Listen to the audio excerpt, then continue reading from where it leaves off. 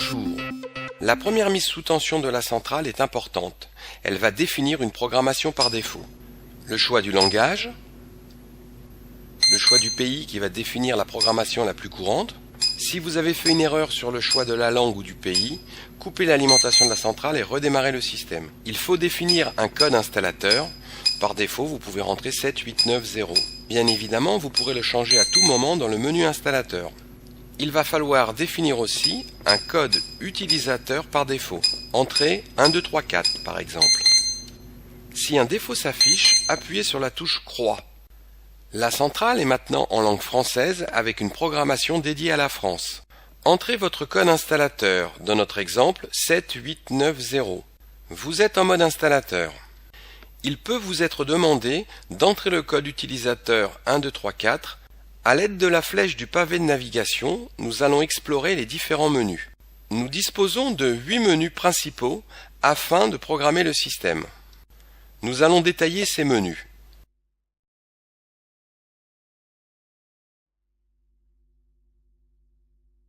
Il est aussi possible d'utiliser le pavé numérique afin de sauter d'un menu à un autre en utilisant le numéro correspondant. La programmation ou le paramétrage du système sera conservé même lorsque l'alimentation secteur et la batterie seront déconnectés. Bien évidemment, la programmation peut être effectuée en plusieurs fois. Nous allons démarrer par le premier menu, détecteur et périphérique. Appuyez 2 fois sur la touche de validation. Nous allons enregistrer notre premier détecteur sur la zone 0. Il n'est possible d'enregistrer qu'un seul détecteur par zone. La centrale nous demande d'ouvrir l'autoprotection du détecteur ou d'insérer les piles dans celui-ci si elles ne sont pas en place. Le détecteur va émettre un défaut d'autoprotection vers la centrale. Celle-ci prend en compte l'information et enregistre le détecteur. C'est fait. RF9 signifie que le signal de réception radio est maximal. La valeur ne doit pas être inférieure à 2. Une fois le détecteur enregistré, validez en appuyant sur la touche V. Nous allons maintenant paramétrer le détecteur qui a été enregistré par défaut en alarme instantanée. On va pouvoir donner un nom à ce détecteur, nous disposons de 12 caractères. Validez pour entrer dans le menu. Il suffit d'appuyer un certain nombre de fois sur le pavé numérique afin d'appeler la lettre correspondante, puis valider. Lors de l'enregistrement, la zone est programmée en alarme instantanée. Nous allons maintenant la temporiser, c'est-à-dire la programmer en dernière issue. On descend sur type et on valide. À l'aide des flèches monter et descendre, on passe toutes les options en revue.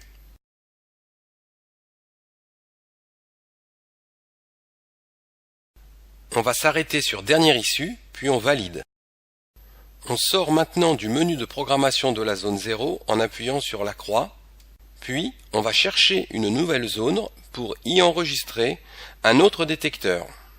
On recommence le même processus de déclenchement de l'autoprotection. Pour enregistrer le détecteur, chaque détecteur a un code unique qui doit être enregistré dans la centrale. C'est fait, le détecteur est enregistré sur la zone 1. On valide l'enregistrement en appuyant sur la touche V. À nouveau, on peut nommer la zone.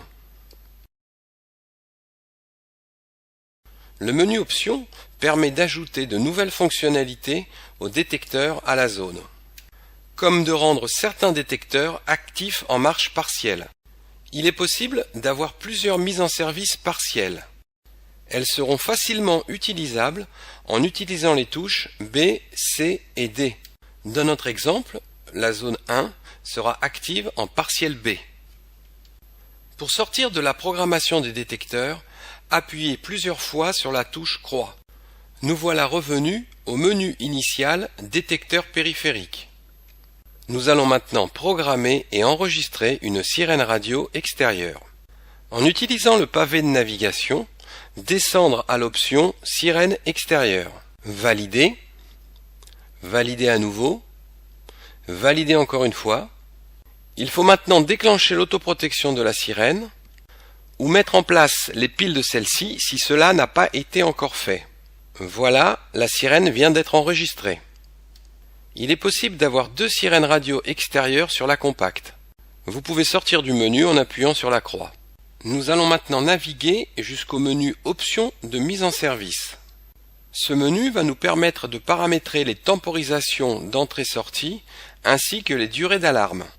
Valider option de MES, puis mise en service totale. On peut donner un nom à cette mise en service totale. Nous vous conseillons de laisser le mode de sortie sur MES Tempo.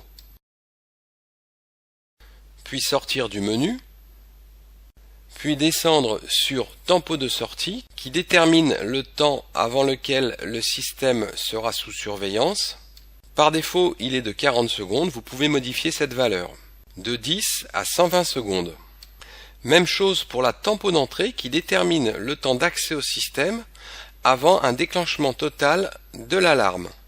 Le retard sirène doit rester sur 0. Cette option peut être utilisée pour retarder le déclenchement des sirènes en cas d'alarme. Tempo sirène permet de programmer la durée des sirènes. La valeur 3 minutes est la plus commune utilisée. En appuyant sur la croix, nous allons sortir du menu de la mise en service totale pour aller dans la programmation de la mise en service partielle. De manière identique, la mise en service partielle va pouvoir avoir un nom, des temporisations spécifiques, ainsi qu'une réaction en alarme qui lui est propre. Nous allons maintenant nous diriger vers le menu Options Système. Le menu Options Système va nous permettre d'accéder à un ensemble de paramètres généraux comme la mise à l'heure du système.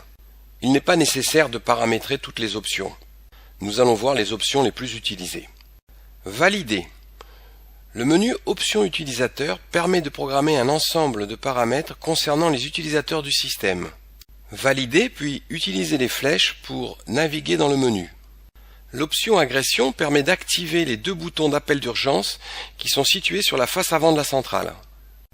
L'option MES rapide permet d'activer les boutons A, B, C et D afin de lancer les mises en service en appuyant simplement sur ces boutons. Appuyez sur la croix pour sortir du menu et nous allons descendre au menu Options installateur.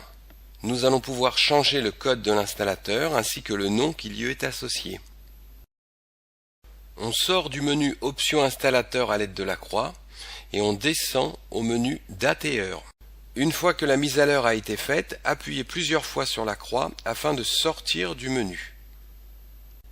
Afin que la programmation que vous venez d'effectuer soit conservée, faites une tentative de sortie du mode installateur. Même si le système n'arrive pas à sortir du mode installateur car un défaut est persistant, ce n'est pas grave. La programmation est conservée. Voilà, la première partie de la formation se termine. Je vous remercie de votre attention.